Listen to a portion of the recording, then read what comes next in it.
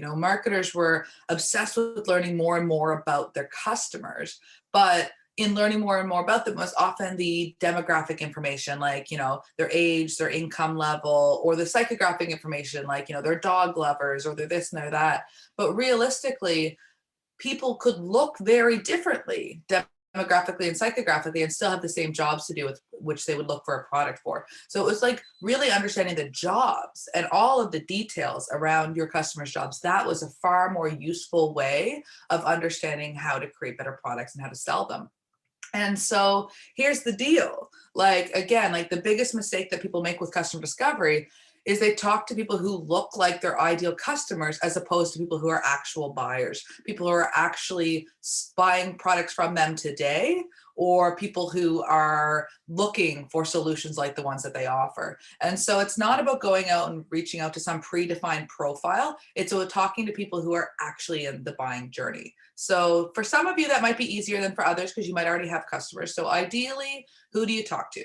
The first person you should talk to is people who've actually bought something from you. Obviously, they're going to have the most contextual and relevant insights. But if you don't have your own customers yet, which is sometimes the case, then you can talk to people who are buying from a direct or an indirect competitor. So what is the difference between a direct or indirect competitor? Well, if you're McDonald's and you're trying to sell, food on the go that somebody can have, then a direct competitor for you might be a company like Burger King. They are direct competitors. But if you don't have any direct competitors, you're really kind of creating something very new, then you probably have indirect competitors or secondary competitors. So asking yourself, if people can't use my product because it doesn't exist yet, and they can't use a direct competitor's product because we don't really have one that's doing things the same way we are, what do they do instead?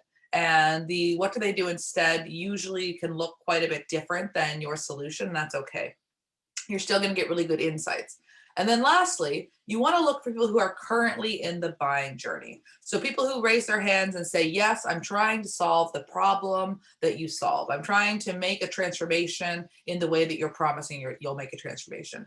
And so this is, the kind of like third option, but again, you're going to get great insights from people who have put their hands up and they opt in saying, yes, I care about this problem. It's something that matters to me, versus somebody who just, again, fits some profile of an ideal customer. So the goal of your customer interviews, it's not about pitching your product. It's not about showing them what it is and getting their feedback. It's about understanding their buying journey. You want to follow the money. You want to understand what led them to begin pursuing this solution in the first place, because there's so much valuable insight that can go into product design and marketing when you really understand how they're searching and shopping for solutions to their problems. Now, here's the interesting thing. Buying journeys, they actually all kind of follow this very similar timeline. And this timeline might take, 20 minutes, or it might take 2 years. It really depends on the customer. But the buying timeline always kind of looks the same. It starts with a trigger event. So the trigger event is something that happens in your customer's life that makes them first realize they have a job to be done, that they have a problem that they need to solve. Now, if somebody has not been triggered, again, they could look like an ideal customer for you, but they're not in the buying journey. They don't know that they have a problem yet, and it's going to be a lot harder to sell to somebody like them. So initially, when we're in the buying journey, it starts with this triggering event. At that stage, we'll start passively looking. So we'll start noticing things around us that could help solve our problem. We may be considering different solutions to solve the problem, but we're not really putting a lot of energy into solving the problem yet or to buying things. Usually then some type of catalyst will happen in our life that will push us from just kind of passively looking to really actively looking. At this point, we're searching.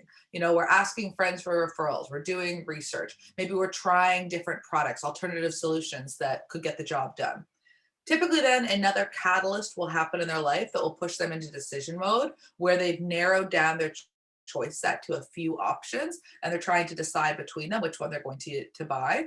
They'll then buy and use a product and they'll evaluate it and they'll go, hey, did this work? Did it do the job? Am I satisfied? And if it did, great. They're going to keep using it. They're going to tell friends about it. They're going to be happy with it. They'll buy it every time they go to the store if it's like a consumable product. If it didn't, then they're going to fire it and they're going to look for something new to hire.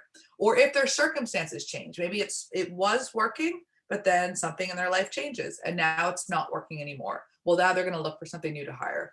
And so when you're conducting your customer interviews, what you're really trying to do is get all of the details around their buying timeline, because it's these details that are going to help you to supercharge your marketing and also help you to understand what other options are out there, what works well about those, what doesn't, how can you differentiate.